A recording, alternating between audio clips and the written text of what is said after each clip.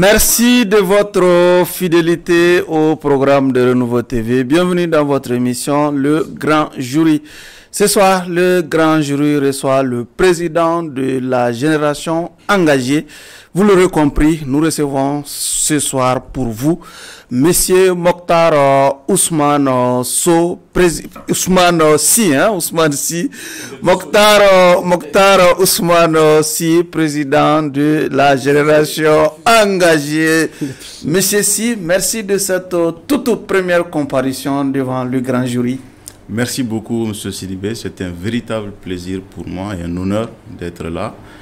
Je salue mes chers membres du jury, toi-même, et je suis très heureux d'être ici pour débattre du Mali, pour débattre de mes convictions, pour débattre de mes idéaux au service du Mali.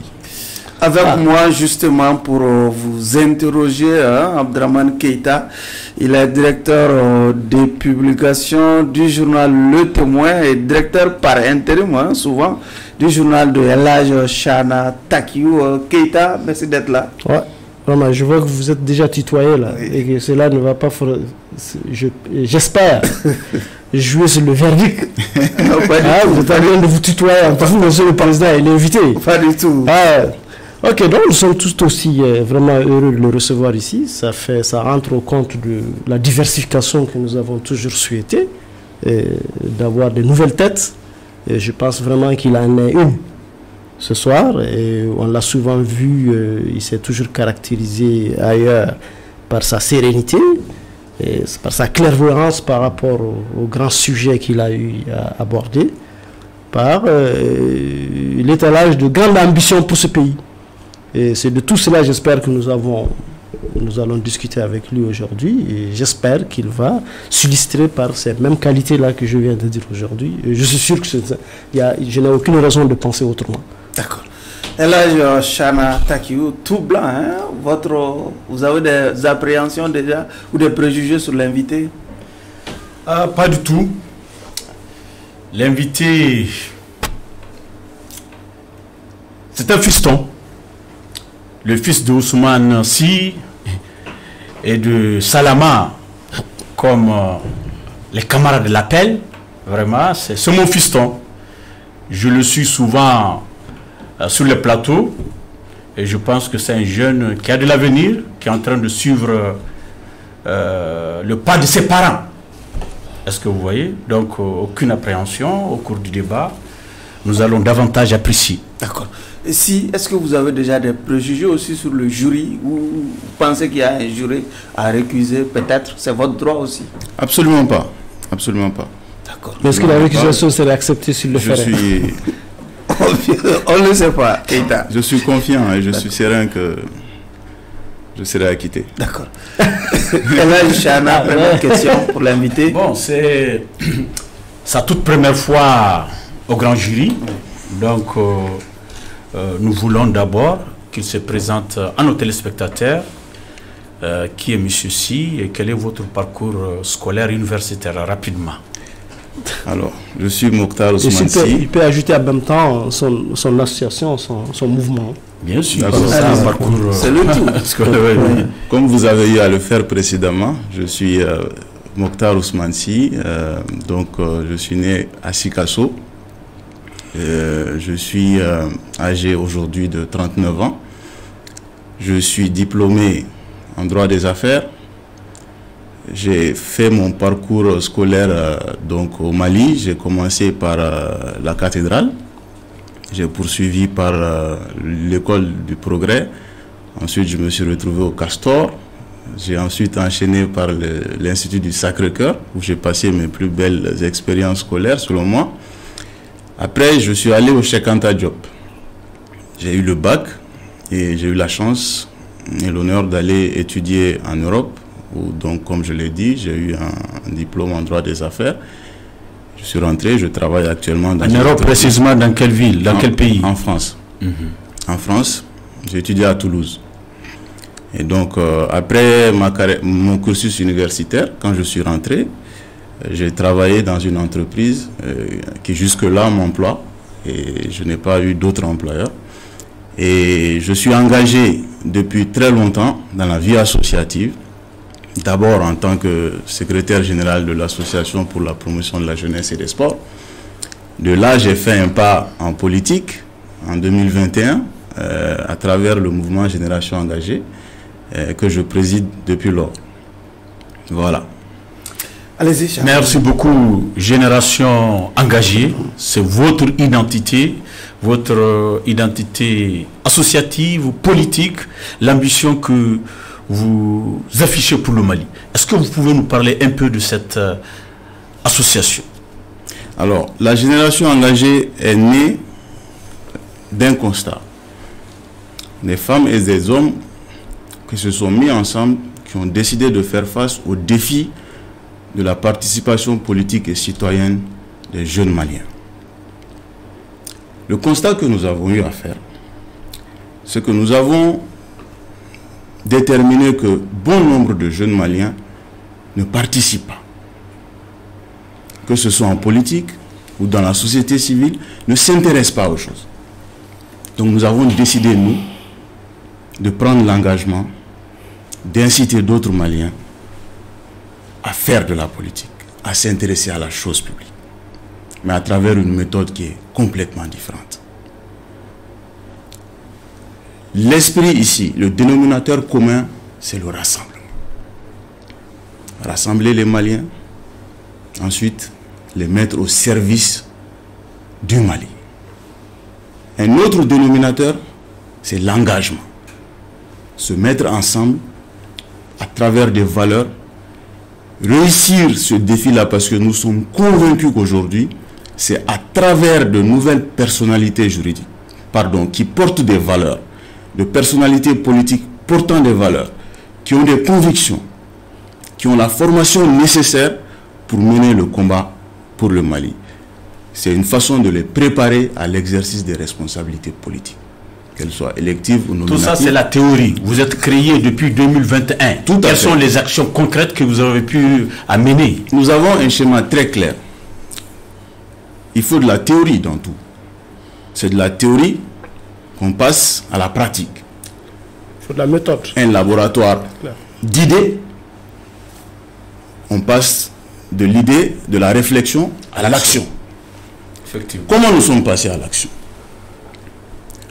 Nous sommes donné un plan. Nous avons identifié les faiblesses, les opportunités. Et nous avons décidé, conformément à notre volonté, d'aller vers la formation des jeunes, la sensibilisation des jeunes. Parce que pour avoir un cadre politique sain, qui consiste à faire la politique pour servir et non pour se servir, il faut avoir des qualités au niveau des femmes et des hommes qui animent la politique au Mali. D'accord. Et c'est pour ça que nous avons mené des actions de formation, nous avons mis en place des comités locaux, la création de la base. Nous sommes allés sur le terrain. D'accord. Parce que pour expliquer nos idées, pour prétendre agir, pour prétendre apporter des solutions aux problèmes des gens, il faut être en contact avec eux. Donc le schéma que nous avons choisi, je vais terminer, le schéma que nous avons choisi, c'est de faire des actions de proximité. Nous avons mis en place des comités depuis 2021 à Bamako, à Ségou, à Sikasso, à Djoula, à Kita, à Tombouctou, à Gao. D'accord. Et des comités sont en cours d'installation dans d'autres villes. D'accord. Tout cela pour vous dire que ce n'est pas que de la théorie. Ok. Abdraman a justement une question concrète. Nous avons des questions puisque quand on entend engagement, ce qui nous vient directement à l'esprit, c'est la prise de position par rapport vraiment aux problèmes que le Mali connaît aujourd'hui. Quelle est votre position vis-à-vis des problèmes, des grands problèmes que le Mali connaît aujourd'hui? Quelle est votre prise de position? Par quelle prise de position vous vous distinguez en tant que génération engagée? Parce que les mots en instance, quand on parle d'engagement, en réalité, c'est ce qui vient, c'est ce que c'est à cela que les gens pensent. Alors, déjà, il faut tenir compte du contexte. La génération engagée a été créée dans une période d'exception que nous vivons actuellement, qu'est la transition. Et vous conviendrez avec moi qu'en période d'exception, ce n'est pas le moment d'être pour ou contre. Le pays est dans une situation difficile, une transition au cours de laquelle nous devons rassembler les Maliens. Nous devons faire en sorte que les Maliens parlent d'une seule et même voix pour sortir de cette transition par le haut. Le positionnement de la génération engagée est très clair. Il consiste à rassembler les Maliens. Nous ne pouvons pas. Mais vous avez parlé de valeurs. Oui. Est-ce que pour autant, il faut rassembler les Maliens, c'est une évidence. Mais est-ce qu'il faut le faire au dépend des valeurs? Absolument pas. Nous voyons, nous constatons dans nombre de cas que ces valeurs-là ne sont pas vraiment prises en compte, ne sont pas respectées dans beaucoup de cas. Le pays, on connaît les valeurs, nous avons des valeurs de démocratie, des valeurs de respect des libertés, des valeurs de respect des libertés collectives, des libertés individuelles et autres là. Ce n'est pas dans tous les cas que ces valeurs-là qui ont été acquises telles que dans les conditions que vous savez, vous venez d'une famille qu'on connaît, sont respectées. On devrait normalement, dans une génération engagée, même si vous êtes engagé pour le rassemblement des Maliens, de ne pas le faire aux dépens de ces valeurs-là. Est-ce que vous en pensez? Je vous rassure que ce positionnement est le meilleur positionnement pour nous, pour défendre ces valeurs-là. De quel positionnement? Quand on fait le choix de rassembler les Maliens, de ne pas prendre parti, et de le faire au dépend, être dans un camp contre un autre. Et de le faire au dépend des valeurs aussi. On ne le fait pas au dépend des valeurs. Je vous dis. C'est le mot qu'on entend partout, puisque si vous écoutez-moi, cela ne vous distingue pas, parce que c'est le même rassemblement, le même nom qu'on entend partout. Alors quand on parle de générations engagées, on connaît les générations engagées par le passé. Absolument. Donc on sait que ce sont des gens qui sont battus pour un idéal. Vous m'avez posé une question, je voudrais que vous me laissiez le temps d'y répondre. Aujourd'hui, dans cette posture-là, on garde nos valeurs, on défend nos valeurs. Nous avons rappelé à plusieurs reprises, cette posture nous permet de dire quand quelque chose est contre nos valeurs ou quand quelque chose est pour nos valeurs. Et on le dit, à chaque fois on l'a fait savoir, on a pris des positions par rapport à certaines questions. Dans le Mali d'aujourd'hui, monsieur Si, est-ce que vous pouvez nous dire une position que vous avez prise par rapport à la situation du pays, aux nombreuses difficultés que Abdraman a évoquées? Je vais vous parler. Parlez-nous de la situation des libertés. Quand on prend la situation des libertés, nous avons eu des prises de position par rapport à ça. Nous avons défendu les principes démocratiques. Le mouvement Génération Engagée est engagé sur les questions de démocratie. La démocratie, c'est une valeur fondamentale pour nous. Nous y croyons. Et c'est pour ça que nous avons à plusieurs fois alerté les autorités. Et M. Sidibé le sait, à plusieurs fois sur ce même plateau, j'ai eu à défendre au nom de mes autres camarades des principes de liberté et de démocratie. Donc, c'est en étant justement dans cette position qu'on garde une certaine indépendance d'esprit et d'action, parce qu'on sait que nous pouvons opiner.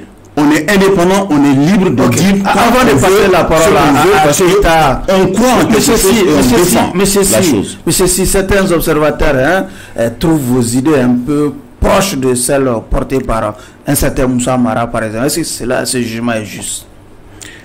Je ne dirais pas que ce jugement est juste. Chaque acteur politique a sa pensée, chaque acteur politique a sa manière de voir les choses. Aujourd'hui, ici, l'ancien Premier ministre voit les choses comme nous. Moi, je ne vois pas de mal à ça. C'est le jeu politique. Mais c'est vous qui voyez les choses comme lui. Absolument pas. Nous sommes différents.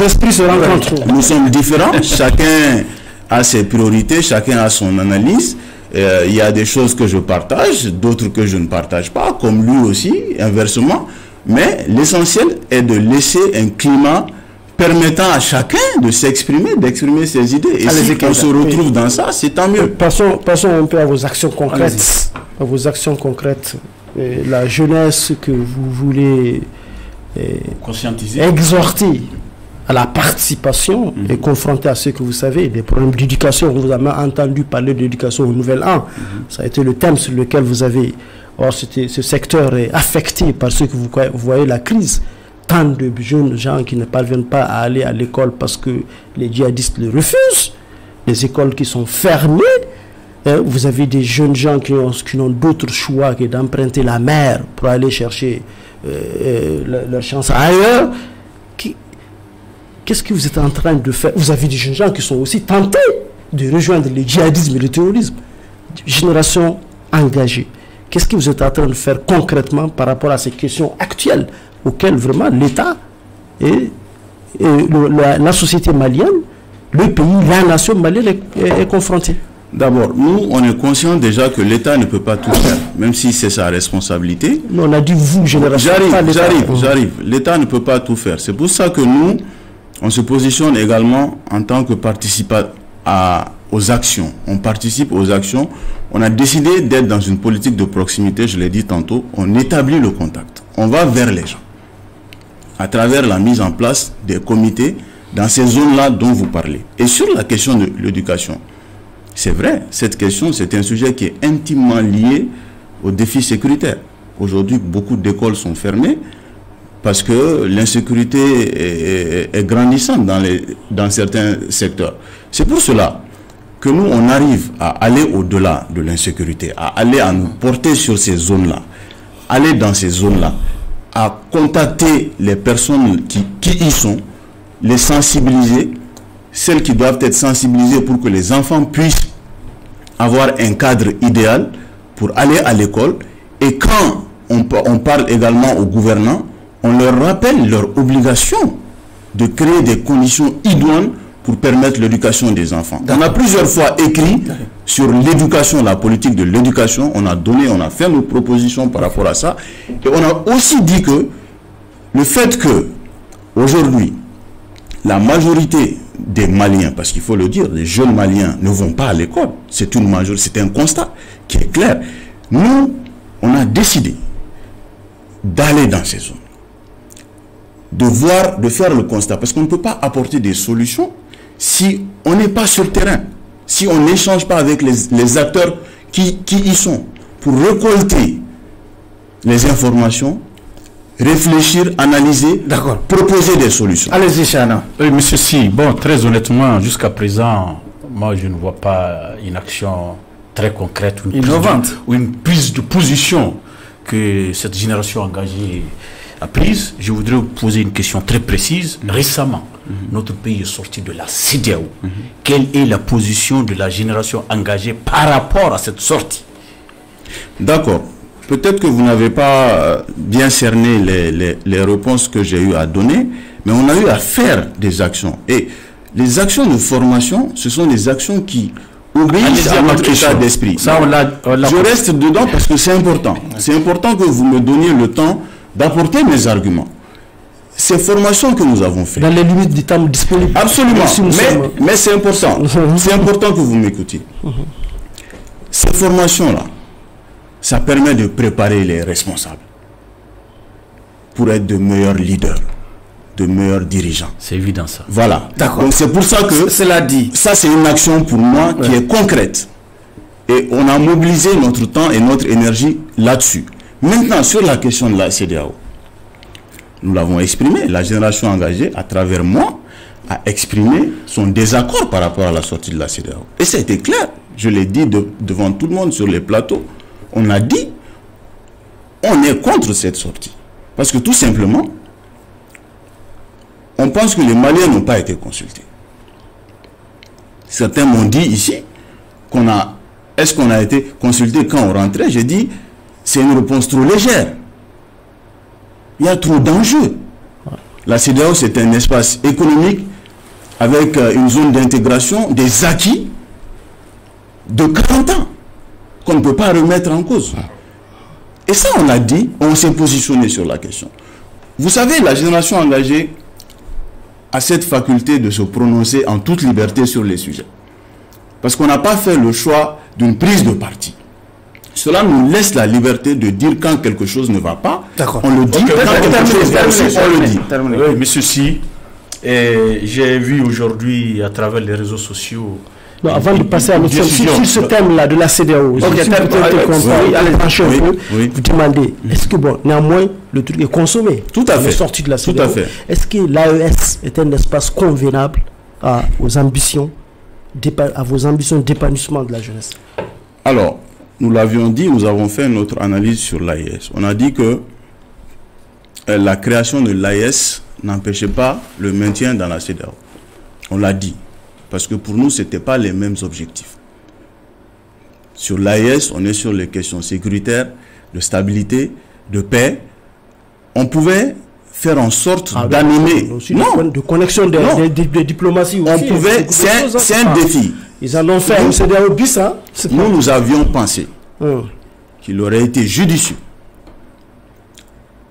Tous les problèmes que nous avons dénoncés dans la CEDEAO, de rester dans la CEDEAO et d'apporter ces problèmes-là dans la CEDEAO. L'AES, aujourd'hui, c'est un espace avec des défis que nous partageons avec les deux autres pays. Et l'AES, c'est une opportunité pour nous. Mais en aucun cas, l'AES n'aurait dû être une occasion pour nous de sortir de la CEDEAO. Parce que la CEDEAO a quand même fait beaucoup. Le Mali est membre fondateur de la CEDEAO. Et le Mali pouvait faire en sorte de trouver un équilibre sur cette question. Maintenant qu'on est sorti de la CEDEAO, qu'est-ce qu'il faut faire? Il ne nous reste pas d'autre chose à faire que de dialoguer. Cette posture a été décidée par les dirigeants du Mali. Aujourd'hui, la CEDEAO n'est pas allée dans le sens que beaucoup espéraient, dans un sens conflictuel. La CEDEAO a décidé de mettre balle à terre. Et je pense aussi que c'est une occasion pour nous de dialoguer, de négocier, de faire en sorte de ne pas fragiliser, en tout cas de ne pas faire en sorte que ce soit les populations qui subissent les conséquences de cette sortie. Mais ceci, je disais que j'ai vu une note sur les réseaux sociaux aujourd'hui relative aux taxes qui entrent en vigueur le vendredi. Qu'est-ce que la génération engagée en dit? Alors, sur la question de taxes, la génération engagée pense que ce n'était pas le bon moment. Et on l'a dit, ce n'est pas le bon moment, au moment où le pouvoir d'achat de nos concitoyens est au plus bas, au moment où le pays traverse une crise politique, économique, sociale, énergétique, et au moment où les Maliens souffrent beaucoup. Se lancer dans une dynamique d'hyperfiscalisation, parce que c'est cela, même si quelque part ça peut se comprendre, la voie qui a été décidée aujourd'hui, c'est de vivre avec nos propres moyens, c'est de développer le pays avec nos propres ressources. Cela est bien, mais à un moment donné, quand on prend des décisions aussi importantes, il faut réfléchir au contexte. Et je pense quelque chose de son contraire quand même. Non, c'est pour ça qu'on a dit ce qu'on veut. On n'a pas dit le contraire. On a dit c'est une situation qui peut se comprendre, mais nous ne l'acceptons pas. On est clair et on l'assume. Selon le contexte. Selon le contexte, on ne l'accepte pas parce que tout simplement, ça va appauvrir les Maliens. Davantage. Davantage. Et c'est une situation qui est grave et que nous avons dénoncée. Maintenant, vu que, encore une fois, c'est quelque chose qui va être mis en œuvre, c'est consommé, il faut que les Maliens soient rassurés par rapport à un certain nombre de choses. La transparence par rapport à la gestion des fonds qui seront récoltés. Moi, je ne vois pas qu'à, c'est-à-dire que CEDEAO, vous n'êtes pas d'accord, l'État, vous n'êtes pas d'accord. Quand les générations engagées, je vois des gens dynamiques, prêts à manifester, qui prennent la rue, à manifester au meeting, là. Mais la génération engagée est là, comme les autres, faire des communiqués, je ne suis pas d'accord, et elle continue à croiser les bras. Aucune action. Quand vous êtes engagé, l'engagement, c'est au niveau de l'action. Quelles sont vos actions que vous avez eu à mener pour prétendre changer les choses? Alors, d'abord, on ne va pas mettre la charrue avant les bœufs. L'engagement, ce n'est pas que constater quelque chose, prendre la rue, dire qu'on n'est pas d'accord. L'engagement, c'est aussi de la responsabilité. L'engagement, c'est de l'analyse, c'est de l'approche. Nous avons décidé, parce qu'on a vu jusqu'où la rue nous a menés, jusqu'où les déstabilisations nous ont menés, jusqu'où les tentatives, les casses nous ont menés.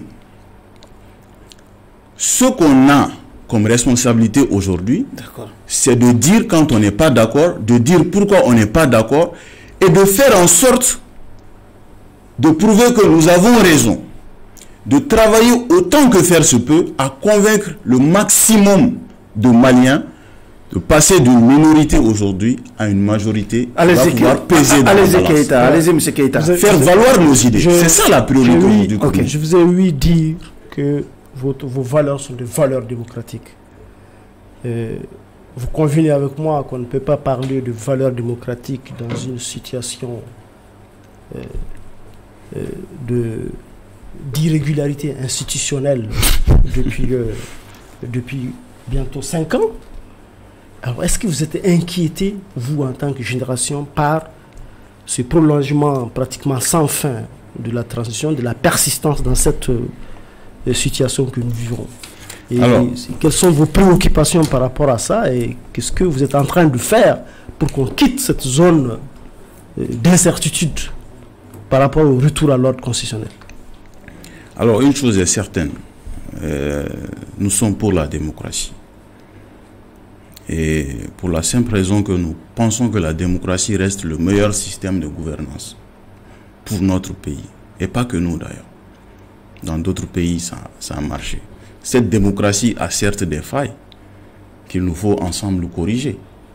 Ce n'est pas parce que ce n'est pas bien, ça n'a pas été bien hier, il y a des aspects qui n'ont pas marché, qu'il faut y renoncer. On est aujourd'hui dans une situation qui met à mal les principes démocratiques. Et nous, on l'a dit. Et on n'a jamais cessé, à chaque fois que cela nous a paru nécessaire, de rappeler que la gouvernance, la posture des autorités doivent se tenir en tenant compte du respect des principes démocratiques. On n'est pas écouté. En tout cas, à chaque fois que l'occasion a été donnée aux autorités de prouver qu'elles étaient sur la voie de la démocratie, nous sommes restés sur notre faim. Je m'explique. Des engagements qui ont été pris, qui n'ont pas été tenus. Parler des élections, l'organisation. Notamment, la période de la transition, les différentes organisations, les concertations, le dialogue, tous les grands rassemblements qui se sont tenus, où la majorité des Maliens se sont exprimés. On a vu certaines mesures être appliquées, d'autres non. Pourquoi? Donc ce sont des situations qui nous permettent aujourd'hui de dire que la pratique démocratique n'est pas forcément une réalité dans notre pays. La liberté, les questions de liberté, les atteintes aux libertés individuelles, ce sont des choses que nous avons dénoncées. L'arrestation des personnalités politiques. La fermeture de Djoliba. La fermeture de Djoliba, exactement. Et les leaders de la société civile, les leaders politiques qui sont détenus du fait de leur opinion. Nous avons plusieurs fois écrit sur ça et nous avons demandé au gouvernement. Clément, à chaque fois. Clément. Je ne peux pas les citer tous, mais on le sait à d'autres. Et on l'a dit. On l'a dit.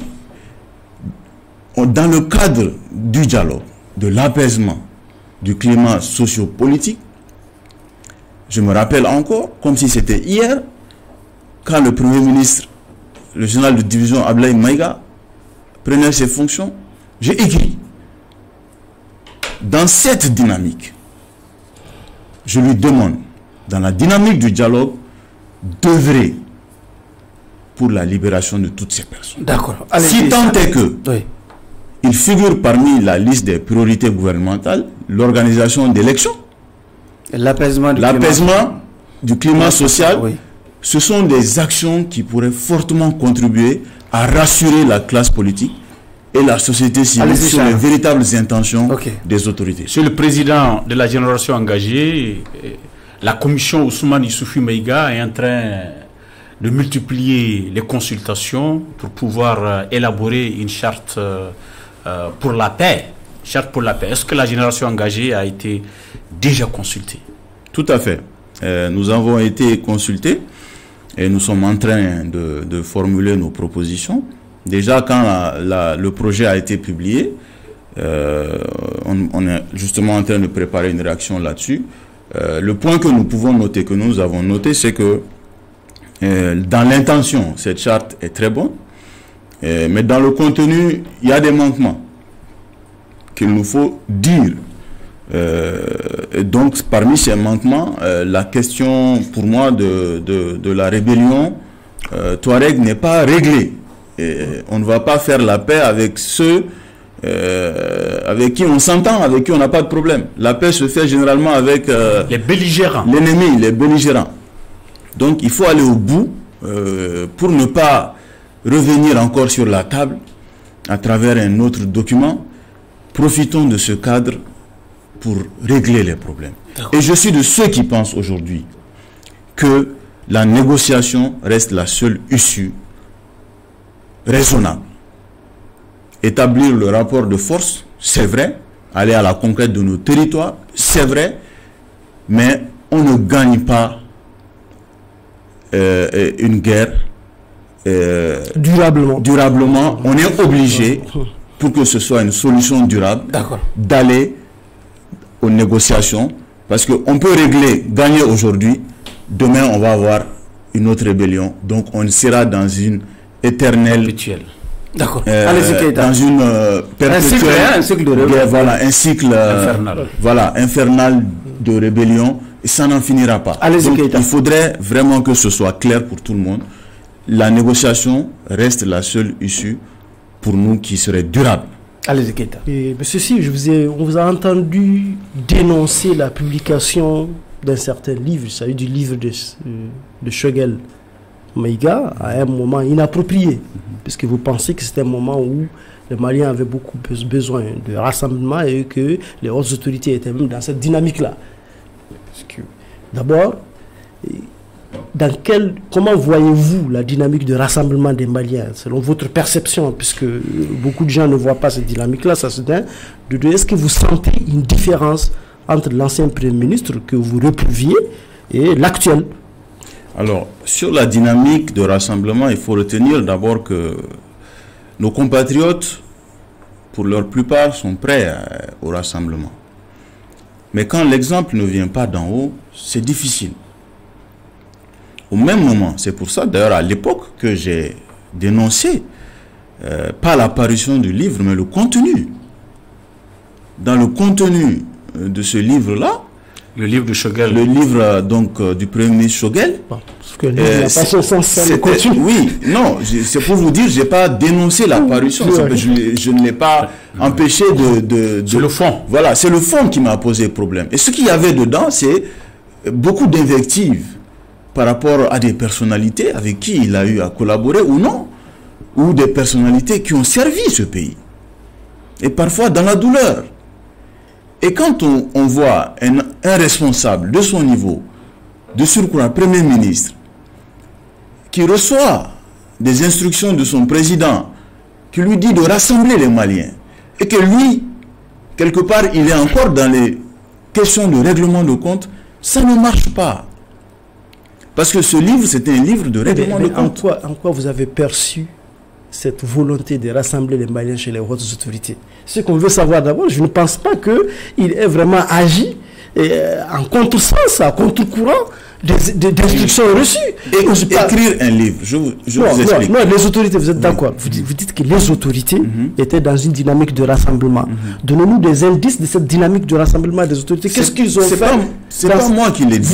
Vous-même, vous avez dénoncé le fait que les autorités refusent de tendre la main, par exemple, à une certaine... Non, c'est pas moi qui l'ai dit. C'est pas moi qui l'ai dit. C'est pas moi qui l'ai dit. C'est le président de la transition lui-même qui appelle au rassemblement.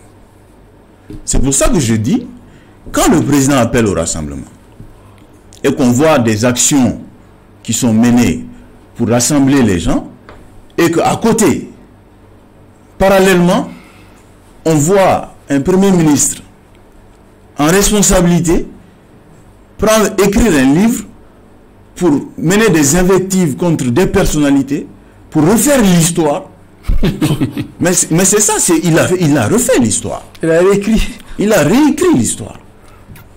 Et pas seulement que dans la vérité. Pouvez-nous dire ce que vous a choqué dans le livre? Ce qui m'a choqué dans le livre, je l'ai dit, je ne vais pas citer de nom. Ouais. Mais c'est des invectives contre des personnalités. Et ça, moi je ne tolère pas ça. D'accord. Aujourd'hui, il nous faut comprendre que le Mali a existé hier. Le Mali continue d'exister, le Mali existera. Chana, pour votre dernière question. Il faudrait, Barou, juste, il faudrait que l'on comprenne. Le Mali, avec l'actuel Premier ministre, le Mali n'est pas nouveau, je le ferai directement. Le Mali n'est pas né aujourd'hui. Si nous sommes là aujourd'hui, c'est parce que d'autres ont été.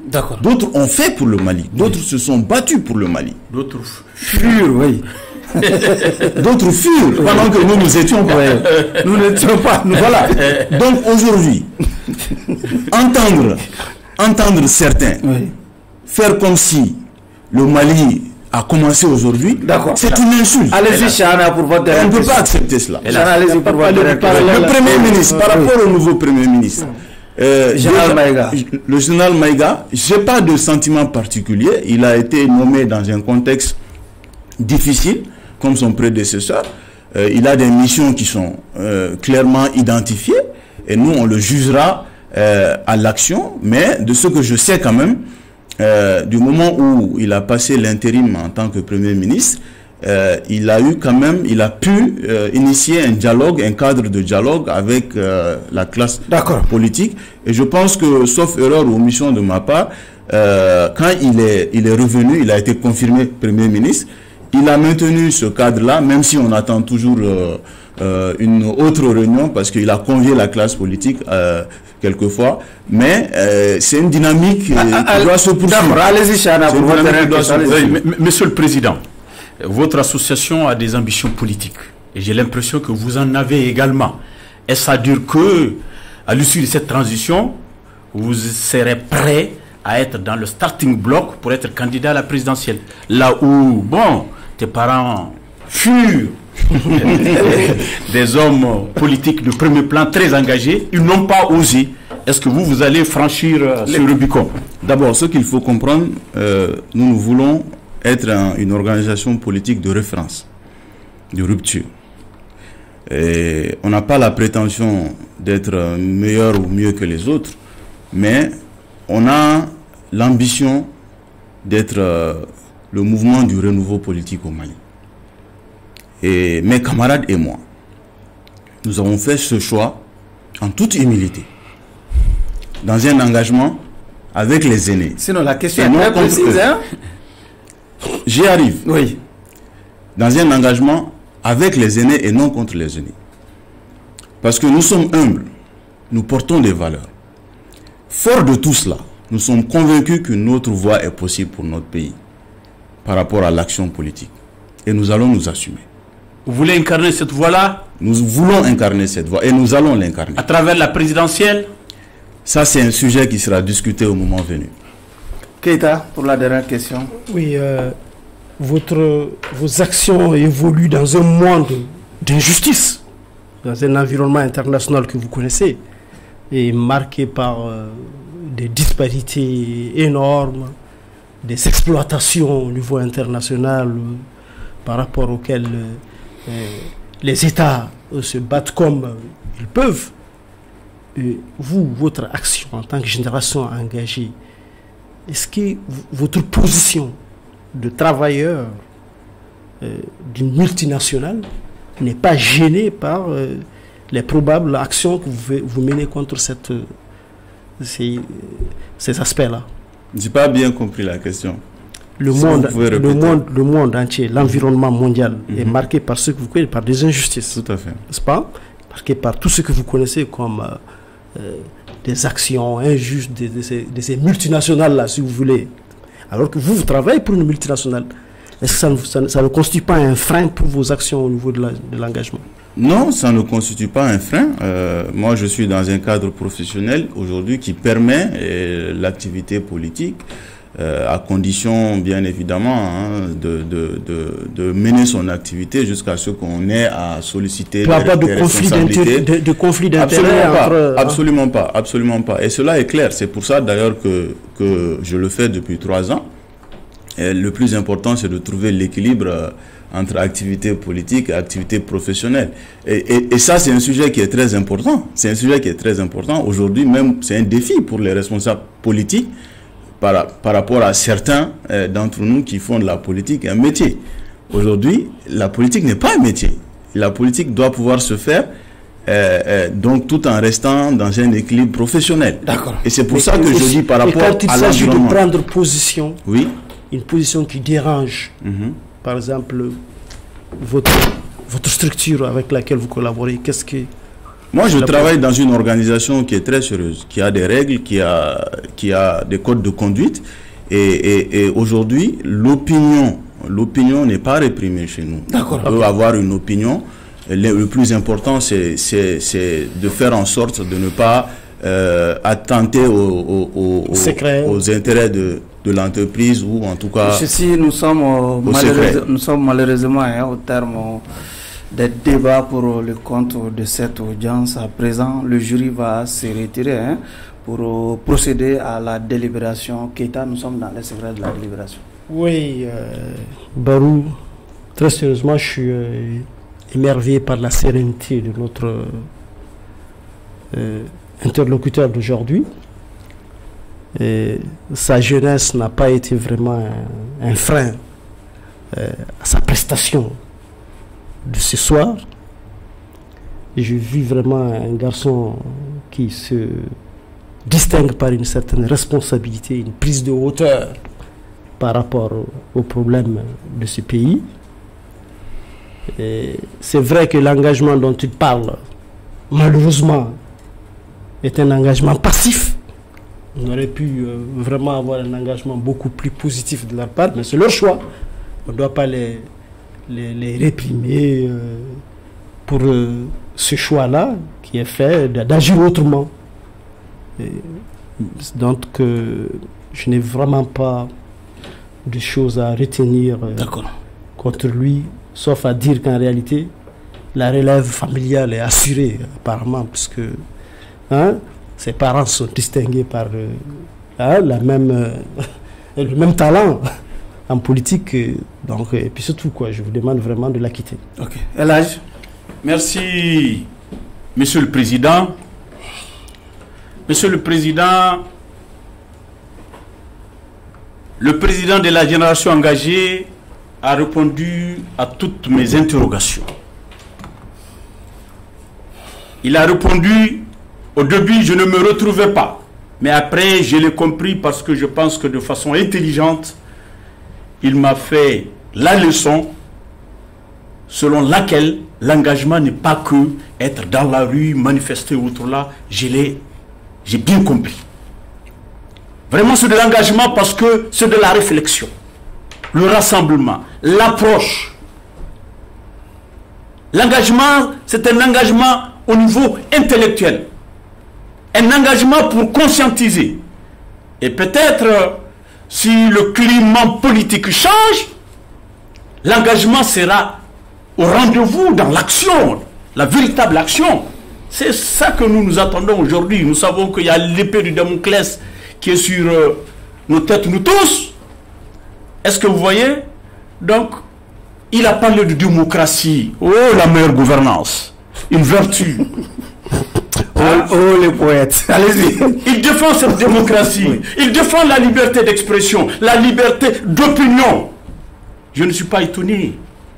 Parce que c'est une progéniture de Salama et du ministre Ousmane Sy qui ont brillé dans ce pays-là, qui ont brillé dans la démocratie, qui ont brillé pour développer ce pays-là. La décentralisation. Salama, non, il est le fils de ses parents. Il est sur la bonne voie. Nous ne pouvons que l'acquitter, Monsieur le Président. D'accord. Parce que la jeunesse malienne a besoin de lui. Ses parents ont besoin de lui. Le pays a besoin de lui. Nous, en tant que parents, nous lui formulons vraiment des bénédictions Que Dieu le garde et veille sur lui. Acquittez-le, Monsieur le Président. Avant donc le prononcer du verdict, j'ai un message à l'endroit de tous nos téléspectateurs, chers téléspectateurs.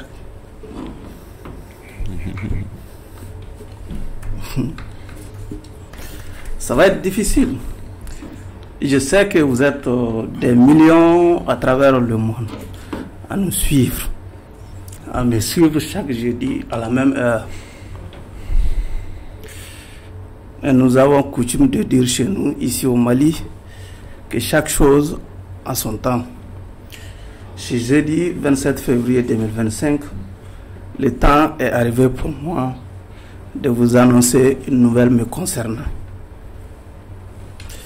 Oui, je sais que cela sera dur pour beaucoup d'entre vous, comme ça l'est déjà pour moi à l'instant et certainement pour toujours. Je dois vous dire, avec beaucoup de peine et de regret, qu'à partir de ce soir, chers téléspectateurs, qui fait mon 200e numéro de votre émission Grand Jury, je ne ferai plus partie de l'équipe de votre émission Grand Jury. Chers téléspectateurs, je m'en voudrais de partir sans remercier du haut de l'audience de cette émission M. Dramane Aloukoune, promoteur de Renouveau TV, qui est celui-là même qui m'a confié la direction de cette émission en janvier 2020, sachant bien que je n'étais aucunement préparé pour diriger une telle émission. Je dois aussi dire que nous avons conduit cette émission en toute souveraineté. Il ne nous a jamais été demandé d'aller dans X ou Y sens. Oui, nous avons été souverains dans le choix de nos invités. Mes collègues peuvent en témoigner. Dra, merci pour ta confiance. À travers vous, que Markache Dao et l'ensemble des travailleurs de Renouveau TV et du groupe Renouveau trouvent ici mes infinis remerciements. Comme vous le savez, le grand jury, c'est peut-être son président, mais c'est surtout mes éminents aînés membres du jury. À vous, j'exprime toute ma fierté d'avoir travaillé avec vous. J'ai beaucoup appris à vos côtés. Merci Korao. À ces remerciements aussi, je voudrais saluer ces hommes de l'ombre grâce à qui cette émission est ce qu'elle est aujourd'hui. Je vais parler des réalisateurs, des techniciens de l'émission. Il s'agit de Awa Tafli Touré, Ousmane Togo, Mokhtar Kone, Désiré Dako, Sedna Omar Keita, Bintou Napo, Sira Kamara, Dao, Bouakar Djarabad, Draman Kone, Z. À vous téléspectateurs, mille merci. Sans vous, le grand jury ne sera rien. Mes chers aînés, la parole est à vous. Bon, je pense que les larmes sont contagieuses. On voit déjà parler sur les joues de mon ami Chana, très sensible. C'est vrai que nous sommes sensibles aussi à cette rupture-là, au plus profond de nous, après tant d'années de collaboration. C'est quitter, c'est toujours dur. C'est dur pour nous. Et nous allons quitter aussi avec l'assurance que vous allez nous rendre fiers dans les nouvelles fonctions que vous allez prendre, puisque ce que vous n'avez pas dit aussi aux téléspectateurs, c'est que vous serez appelés à de nouvelles fonctions, à une nouvelle carrière de magistrat, puisque vous avez réussi à votre concours de passage à la magistrature. Et nous vous suivrons et nous sommes sûrs, certains que avec tout ce que nous avons appris ensemble, l'expérience que nous avons acquise ensemble ici, les qualités qui sont les vôtres vont vous permettre d'œuvrer un peu à modifier un peu cette magistrature que nous avons eue ensemble ici, parfois à critiquer. Bon vent, M. Barou. C'est avec beaucoup de regrets que nous nous séparons de vous aussi. Et soyez rassurés que la relève sera bien assurée. Merci, Abdraman Keita. Étreint par l'émotion, je ne sais pas par où commencer. Oui, vous l'avez dit, notre président, le président du grand jury, a réussi au concours d'entrée à la magistrature.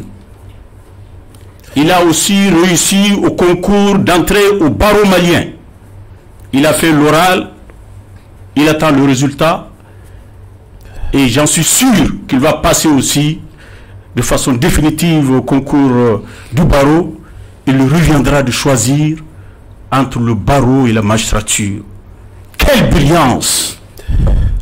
Passer la même année au concours de la magistrature, au concours du barreau. Il faut être un jeune brillant.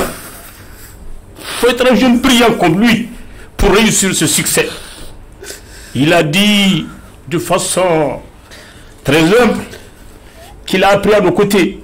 Mais je pense que nous avons aussi beaucoup appris à ses côtés. Comme Senghor le dit, c'est le rendez-vous du donner et du recevoir. C'est un jeune brillant qui nous a respectés tout au long de la collaboration. Un homme tolérant, un homme patient. Parce que ce n'est pas facile de maîtriser un homme comme Abdraman Keita. Et le turbulent que je suis, ce n'est pas facile. Mais le jeune frère nous a tolérés. Il a pu nous comprendre. Petit à petit, il nous a intégrés. Nous sommes devenus une famille. Nos épouses se connaissent. Nous nous fréquentons. C'est devenu une famille. Il nous quitte. C'est dur. Mais c'est la vie. C'est la vie. Monsieur Barou, très poli, très courtois. Très poli, très courtois. Nous ne pouvons que multiplier les bénédictions. Que Dieu t'accompagne. Merci, merci. Que Dieu t'accompagne. Merci à vous. Que Dieu veille sur toi. Malheureusement, la presse perd un homme de valeur. Est-ce que pourrais-je dire que heureusement, la justice en gagne? Oui, heureusement. Parce que la justice est un des piliers de la démocratie. Cette démocratie pour laquelle nous nous battons tous les jours ici. Tout à fait. Tout à fait. La démocratie, la justice en est un pilier essentiel. Barou va pour renforcer cette justice-là. Donc par ricochet, renforcer notre démocratie. Je pense qu'il a déjà l'expérience. Nous l'appelons ici tous les jours, Monsieur le Président. Monsieur le Président, il va être véritablement le vrai président. Honnête qu'il est, sérieux qu'il est, rigoureux qu'il est, je pense qu'il donnera le meilleur de lui-même. Que Dieu veille sur toi, Barou. Merci, merci. Que Dieu veille sur toi, Barou. Merci, merci. Que Dieu te garde. Merci à vous, cher aîné. Et courage. Je vous demande pardon.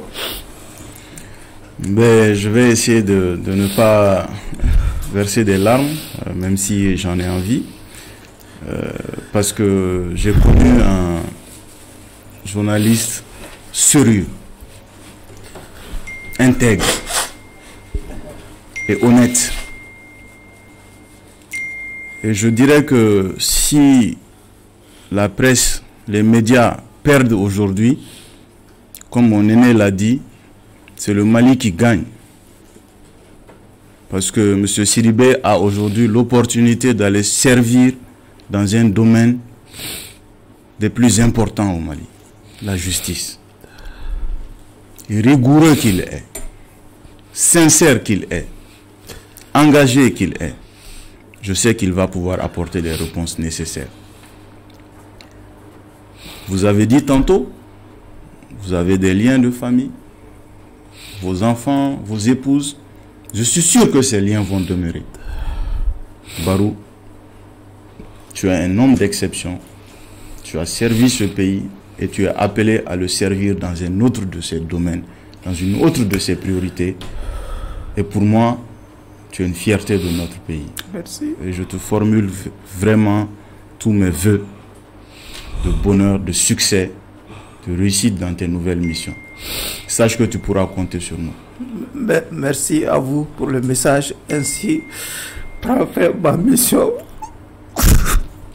Le verdict n'a pas été prononcé. Oui, bien entendu. Il faut prononcer. Il revient pour le verdict de la à son successeur. Oui, pour le verdict de la présente audience, j'ai souhaité qu'il soit prononcé par celui-là qui aura désormais la charge de présider ce grand jury.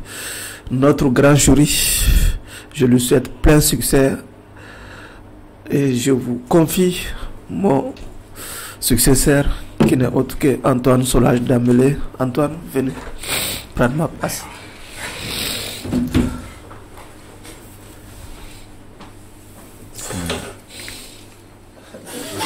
Magistrature. Chers téléspectateurs, c'est dur. Vraiment l'a dit, les larmes sont contagieuses. Donc, je prends ces témoins aussi avec humilité. Et je m'inscris dans la continuité. Et avec Abdraman et Chana, il l'a dit, c'est pas facile, mais le seul but, l'objectif, c'est pour faire rayonner la liberté d'expression. Nous allons continuer ce travail avec vous, avec l'ensemble des Maliens, au Mali et dans la diaspora. Donc vraiment, j'ai cette lourde tâche d'être à la place de Barou. Bien vrai que nous avons commencé le grand jury ensemble avec Abderrahmane et le regretté Kolsia. Je reviens, c'est le revenant, mais je pense que c'est pas facile de remplacer Oumar, mais avec l'aide de Dieu et avec toutes les bénédictions des téléspectateurs, des auditeurs de radio et vous, mes chers jurés, donc nous allons relever le défi.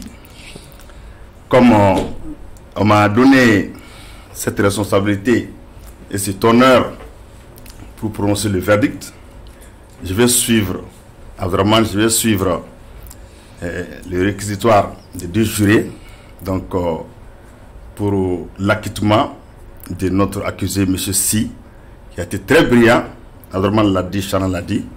Donc cet honneur revient à moi aujourd'hui et de continuer avec le grand jury. Donc je demande une fois de plus les bénédictions des Maliens pour vraiment faire rayonner cette liberté d'expression. Merci beaucoup. Le dernier mot à l'acquitté. On donne le dernier mot à M. Si, déjà acquitté.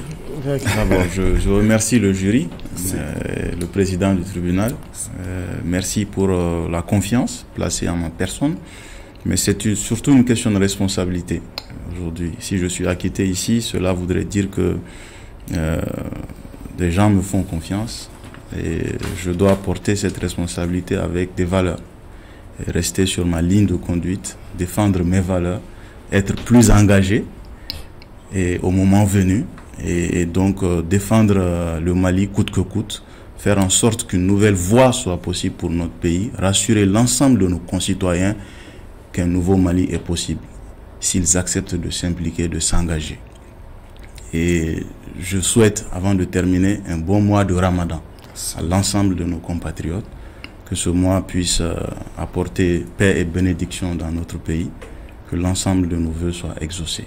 Je vous remercie. Merci beaucoup. Merci Abdraman. Merci Chana, Barou, bon vent. Merci Monsieur Si. Donc, chers téléspectateurs, ainsi prend fin cette émission de grand jury et que Barou m'a déjà passé les témoins. Nous allons continuer ensemble le jeudi prochain, Inch'Allah. Donc, nous remercions tout le monde. Nous avons évolué aujourd'hui avec le grand réalisateur qui est là, c'est Désiré. Sous l'émotion déjà, je ne sais même pas quel réalisateur est là. Ah, Seydina Omar Keita. Avec cela, Kamara Bouakar Diarra est du BAD avec la bénédiction de la direction. Donc, nous vous donnons rendez-vous pour un autre numéro de grand jury à jeudi prochain. Merci.